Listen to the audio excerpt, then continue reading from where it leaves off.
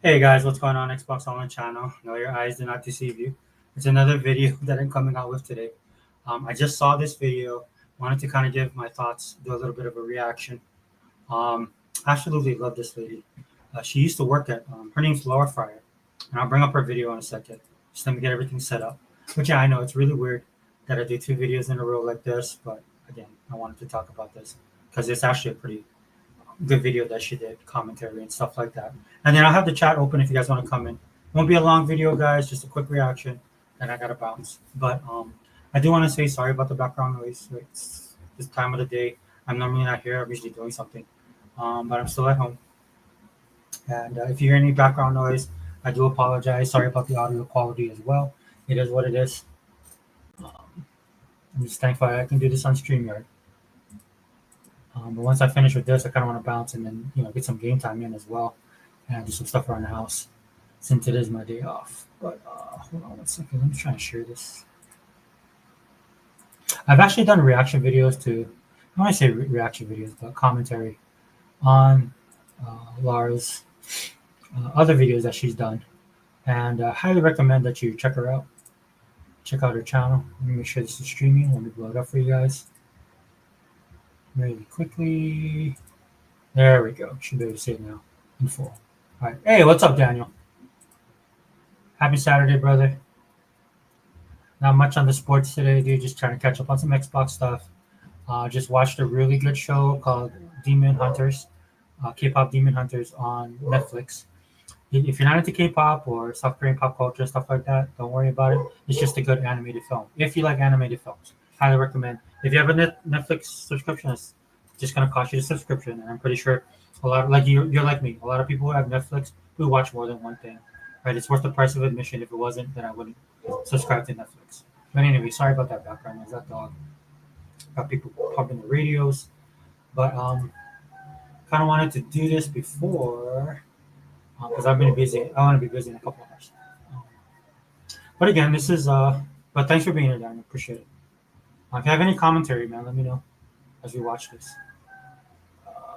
But yeah, Laura Fryer, if you might recognize her, maybe not her name, but once you see her picture, because I know a lot of you guys are Xbox like me and you guys watched the documentary. And I knew about her before that because I'm a big gaming nerd and I'm old enough to remember when the Xbox launched. And she was on the ground floor when they were doing that, right? So that's kind of her claim to fame. But one thing, even though some stuff I don't agree with her with, I'll just say that out there. Like I'm pretty sure a lot of you guys just agree with everything I say. But the great thing about Laura is that she has a great perspective. She kind of has an insider perspective, and of course the experience of working on Xbox and the original team. And look, I know some of you guys might not like some of the stuff she says, um, but I mean we're gonna roll with this because I think she does really great videos. Has really good perspective, and she gives really good insight to a lot of the stuff that's going on with Xbox right now.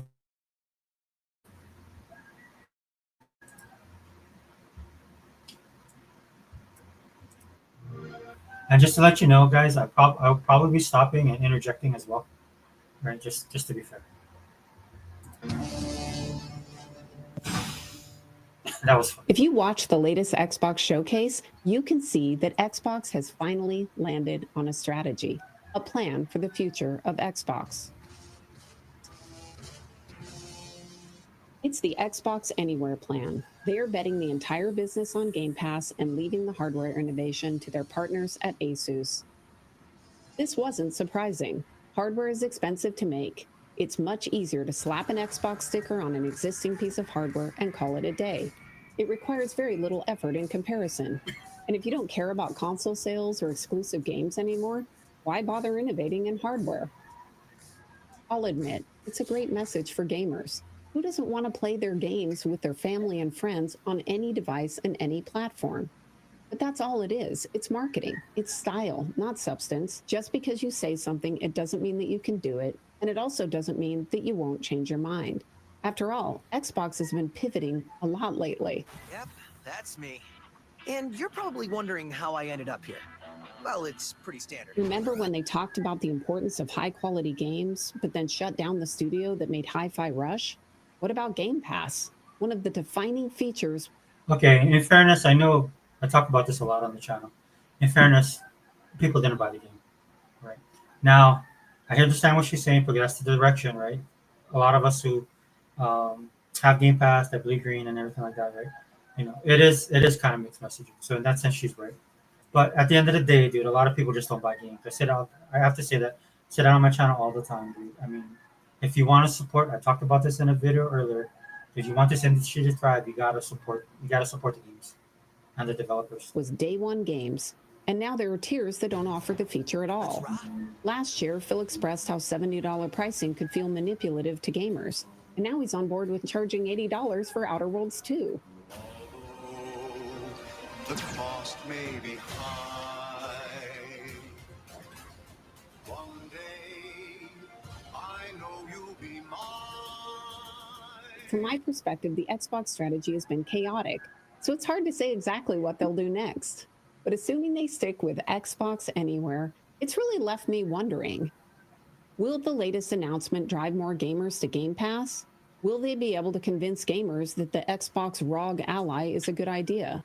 And what is going to happen with the hardware and software teams that aren't delivering right now in the Xbox team? Are they going to get caught up in the layoffs that Microsoft just announced are coming? For context, let's talk about why Xbox started and how it played into the strengths of Microsoft. I was working in Microsoft Game Studios on Crimson Skies when the console talks started. At that point, Microsoft dominated the office, but Sony owned the living room and was taking a serious bite out of the PC gaming market. When Xbox launched, there were at least 125 million PlayStations available, and there was a reason for that. Gamers could just plug in the PlayStation and the games worked. They didn't have to worry about why that piece of software on their Windows system didn't play nice with the other piece of software and why their video card wasn't working or that they needed an updated driver. It was simple. This is how you share your games on PS4. Thanks. Of course, at that time, game developers actually listened to their customers and they would follow them. With all of these gamers going to PlayStation, game developers started trying to climb the hill of learning the PlayStation. And if they could do that, then they didn't have to worry after they made their game about testing all of those hardware and software compatibility issues that plagued the Windows ecosystem. It just worked. Microsoft could see this threat, so they jumped in and did what Microsoft does best. They took over an existing market by leveraging their strengths. They already had a fine-tuned system of execution at scale. They knew how to ship product, and they knew how to scale their system across a large team. Luckily, Microsoft had already built a game developer foundation with Microsoft Windows and DirectX. The message for Xbox was simple. With a hard drive, you could build your game once on Xbox or Windows, and it would just work. Of course, the problem was Windows was bloated. So without telling Bill Gates, the Xbox team removed the bloat and made a light version to power the box. I start to try to argue for this, why we can't have the normal version of Windows. Bill doesn't want any of it. He doesn't want to hear it. He yells at me, he shuts me down. We did Just real quick, if you haven't seen that, it's called Power On. It's a documentary on Xbox. If you have an Xbox, you can watch it, and it should be available on the Xbox in the Microsoft Store. You shouldn't have to pay for it. But if you just go on YouTube, it should be on the Xbox channel. I've watched that thing. I don't know how many times, but it's great insight into the history and the culture of what Xbox and Microsoft is with their Xbox division. everything we could to make the platform as attractive for game developers as possible. We even hired 50 game makers into the Xbox Advanced Technology Group to support the game developers. The ATG team collectively had made hundreds of games, so we were great at translating game developer concerns into changes at Microsoft. We did whatever it took, and this focus on developers, it was a game changer because we attacked one of Sony's biggest weaknesses. They did not have great developer tools or support or documentation. Games sell consoles, and so Yeah, just to let you guys know, one of the things that I talk about on this channel, where Sony's claim to fame is third party, right? Free agency, basically. I say it all the time, right? And that's what she's kind of talking about with it. in order to sell consoles, we had to win the hearts and minds of the developers. I could see that Xbox had a chance of succeeding. We were listening to developers and we were building exclusive, high-quality first-party titles. We knew that platform adoption requires proof. People don't buy your new hardware if there's no reason to. Definitely a problem for the new Xbox handheld. And it worked. By 2012, Xbox was a multi-billion-dollar business, and they were a true player in the living room. Fast forward, and here we are. It's 1 year from the 25th anniversary of the Xbox, and it looks like they're abandoning pretty much everything that made the Xbox brand great in the first place. Let's start with the handheld announcement. Sorry, just real quick. Hey, what's up, Daniel or Anthony? I said hey to Daniel, but hey, Anthony. Just doing a really quick video. Hope you enjoy, brother. Thanks for being here. I've seen mixed reactions, and that has me really puzzled because I don't see any reason why anyone would buy this piece of hardware. Just like the original Xbox, it's built on Windows, a slimmed down version of Windows, but it's still Windows. So this isn't something new. And let me just admit my bias here. I don't like Windows. When I left Microsoft, I installed Linux on all of my personal systems. Sorry again, but that's why I love this lady, man. At least she's honest, right? And you can kind of tell, like I've watched enough of her videos to understand that probably Windows isn't her best, not her favorite system to use. But that's one thing I love about her. She is honest. She just comes out and says it. And I never looked back. Of course, as many pointed out after PewDiePie did the same thing, Windows is still needed for some games, so I created a dual boot machine for those cases. Incidentally, this line, the freedom of Windows, freedom? Windows 11 is forcing you to have separate accounts so they can track everything you do. Doesn't feel very free. And they are leaving a lot of their Windows 10 users behind because they require a chip to be installed on the motherboard in order for you to upgrade. Microsoft, you do you, but freedom is literally the last thing I would use to describe the Windows operating system. So given the Xbox was already built on Windows, I don't see that that's really a big selling point. But that's okay, because it's really about the games. Will it be Halo? Will it be the new Gears? Is there going to be a game so compelling that it drives me to adopt this new handheld? Well, here's the problem. Xbox doesn't do exclusives anymore. Even if Xbox delivers a crazy, great game, Xbox Anywhere means that I can play that game on any platform. I can play it on Xbox or PC. I may even be able to play it on the PS5 or the Switch. So why would I buy the ROG Ally? And of course, delivering a killer game in a reasonable time frame isn't something Xbox is particularly good at right now. During the showcase, there were several games still in development that weren't even mentioned, like State of Decay 3, Perfect Dark, and Fable. And many of these games have been in development over 5 years. There is only one reason these games are behind. It's because Xbox has lost their culture of shipping at scale. They don't have the people or the process in place that can ship. And it's a shame because they used to do better than anyone in the business. Recently, Microsoft announced that they were going to be doing layoffs. A lot of people are speculating that it's going to be the sales division, but I'm not so sure. I think that if I was working on one of the games that didn't make the showcase, or if I was in the Xbox hardware team, I would be worried. So there isn't going to be any killer game that drives me to buy this handheld. And that's okay, right? Because Xbox Anywhere means that I'm going to be able to play all my Xbox games and PC games on my handheld. And that right there could be a big selling point. Except it looks like that might not be the case. There's been some confusion on this point, but from what I can tell, Pure Xbox is correct. You won't be able to play native Xbox games, only native PC games. This isn't great, in my opinion. If Xbox Anywhere means I should be able to play all my games on the handheld device, then darn it, I want to play all of my games, not just my PC games. Further on in the article, they say, let's hope we might get native console games in the future, but it's not something we're expecting right now. Think of the ROG Xbox Ally as a Windows 11 gaming PC with Xbox-specific features, because that's basically what it is.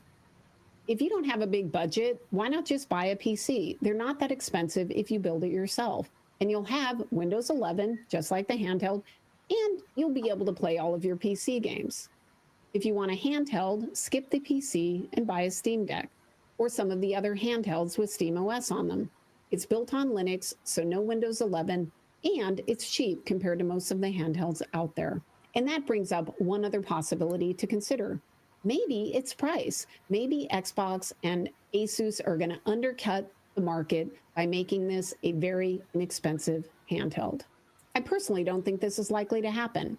Remember, the Xbox ROG Ally is essentially a reskin of an existing product. Their cheapest version of the ROG Ally is around $600. I assume that both Xbox and Asus don't want to lose a lot of money on this new device. Asus is great at hardware, and I'm sure they have already done the cost reduction on the handheld. You see, with hardware, the post-launch plans are almost more important than building the initial product, because in hardware, the game is price reduction of all of the parts, because then you can make a profit in years 2, 3, and 4 of your console. The ROG Ally has already been through this process, so it's very unlikely the price is going to be the thing that they will be able to lower. It's unlikely to be the thing that brings gamers to buying the handheld. The Xbox Anywhere message sounds great on the surface, but in reality, it's just marketing. It's style with no substance. Unfortunately, I don't think marketing is going to be enough. There's literally no reason to buy this handheld. Obviously, as one of the founding members of the Xbox team, I'm not pleased with where things are today. I don't love watching all of the value that I helped create slowly get eroded away. I'm sad because from my perspective, it looks like Xbox has no desire or literally can't ship hardware anymore. So this partnership is about a slow exit from the hardware business completely. Personally, I think Xbox hardware is dead. The plan appears to be to just drive everybody to Game Pass. And let's be clear, it has a lot of value. I'm thinking that might be why they decided to charge $80 for Outer Worlds 2. The developers have been clear that they didn't make that decision. And here's the thing, maybe it will work. Xbox has a deep portfolio. The remake of Oblivion was obviously a huge success, and they can continue to outsource that work to external companies and make a lot of money releasing their older games. Older games from an era when Xbox knew how to build them. But what is the long-term plan? Where are the new hits? What will make people care about the Xbox 25 years from now? I was excited to see Clockwork Evolution in the showcase, but will something like that be enough? Do they have more? Next year marks the 25th anniversary of the Xbox, and I'm sure that they will have some big announcements and plans for honoring the milestone. Maybe next year is the year. Maybe next year is the year that the fog will clear and all of us will see the beauty in these latest announcements. I guess we'll just have to wait and see. If you like this video, you might be interested in another video I did called Why Xbox Lost. In it, I talk about all the cultural changes that led to what you're seeing today. All right. Absolutely love this lady. She kind of, I mean, look, she's honest. She's no bones about how she feels. And I don't blame her. You know, it's she's legacy, right? And when you see a company doing the things that they're doing now, going in a different direction, and none of this stuff is really set in stone. Again, you guys know how I feel about some of the decisions that Xbox and Microsoft has made and are making right now. The interesting thing, though, she did live on a positive note, because next year you don't know; it could be the biggest year ever. And one thing about Phil and the crew is every year, some of their announcements aside, which have only been one or two, if I'm being honest, they've always raised the bar. They've always taken it to the next level. So you always have 2026 to look forward to while you're still enjoying 2025. The $80 thing she talks about, I get it. I don't think that's so much what Phil signed off on. I think that was probably something that is just influenced by the reality of the economy. Again, you guys know I talk a lot about that on this channel. And that's just the reality of it all, right? Once PlayStation went 70 and then Nintendo decided to go 80, everybody's going to go 80, right? You know, that's one of the bad things when you have inflation and economies go bad and then prices start to raise. Very rarely do they ever come back down.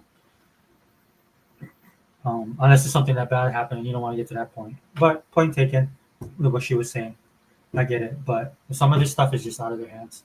You know, for me, again, like I say all the time on this channel, Game Pass is not just a superior value, dude. It has a lot of great content. You know, it's one of those services, kind of like how Netflix is now, that actually punches above its pay grade, right? I use Game Pass all the time. right? I participate in Game Pass all the time. I participate in the Game Pass ecosystem. And what I mean by that is I play the games, I download it, I play it on the cloud. Sometimes I'm just trying to try it out, demoing it and stuff like that. But at the end of the day, if I like something, I buy it, which I still do to this day. Again, this is why my library is my backlog of games is ridiculous, and it's forced me to kind of discipline myself a little bit, not just in buying stuff, but actually my time. That's another thing too. Like I'm doing this video now. After this, I'm gonna go back upstairs, and I'm gonna go throw down on some Mines of Moria, and then I should really play Indiana Jones, and I gotta finish that game. Hey, what's up, Sega Man brother? Hey, if you haven't seen this video, my man, definitely go check it out. It's with Laura Fryer. Sorry, let me pop my picture back up. But let me share the screen again for you guys. I want to give her due because I am using her content. But again, definitely go and check her channel out. Showcase.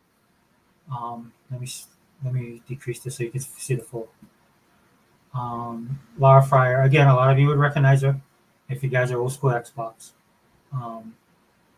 And she has really great commentary. And again, her opinions are her own, and that's not necessarily. Again, you might agree or disagree. It is what it is. Yeah, brother. I mean, it's her channel's worth checking out. I mean, she kind of has an opinion that like some of the stuff she was talking about in the video, with the layoffs and stuff like that. I guess we'll find out. But one thing I like about her channel, Sega Man, is that she has a unique perspective because she's used to be behind the scenes. She still has connections with people on Xbox. In fact, if you guys go into her comment section, there's people commenting and adding some perspective, quote unquote, to all the stuff that you're hearing, all the rumors and stuff like that, going on with Xbox. All I know is that Microsoft is a big company. Xbox is their brand, however direction they're going to take it. And at the end of the day, if you play their games, dude, you should be happy. Because I know I still am. I mean, again, playing Towerborn, Mines of Moria. Man, I just played another game the other day, the Princess one, the one where you got to raise your daughter. That's pretty cool. And then a couple other ones that just I don't know why I can't. Oh yeah, Altars. That's what Vontae was talking about earlier. And there's just so many games that you can play. I actually went back and played Modern Warfare, Call of Duty. Got that on lock. Hey, Sega Man, thanks for being here, brother. It's just a short video, man. I'll probably wrap it up in a couple minutes. But again, just actually, I should edit this, and I'm gonna call it hat tip. Hold on, guys. Let me change this. My hat tip video. I was kind of thinking about what I was gonna name it. And All in Chat was the one that popped up on mine, but I definitely wanna put her on blast. Laura Fryer, brother. I write it down in the comments.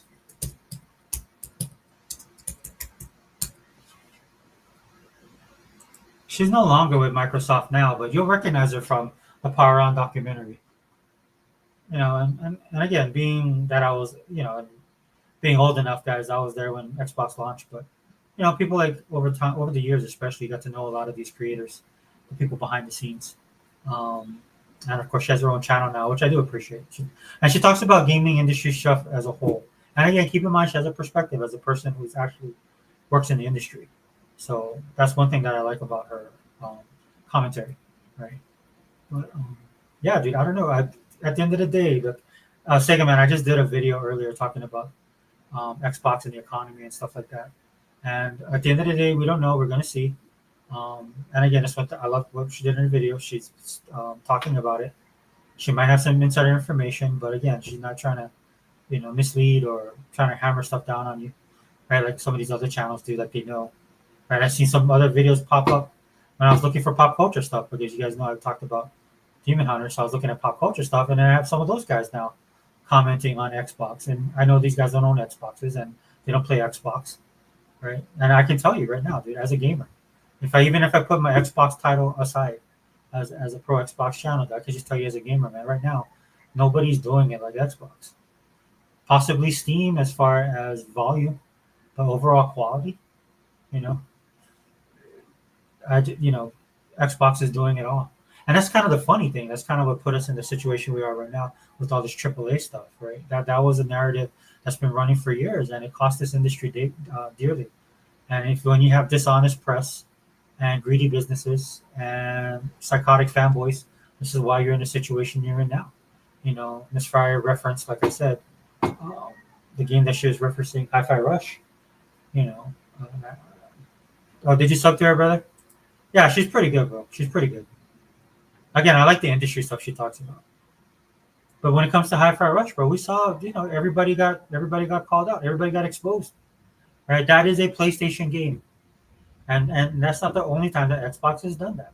Xbox has created a game to draw people to their console under the guise of this is what people want, right? That was the thing.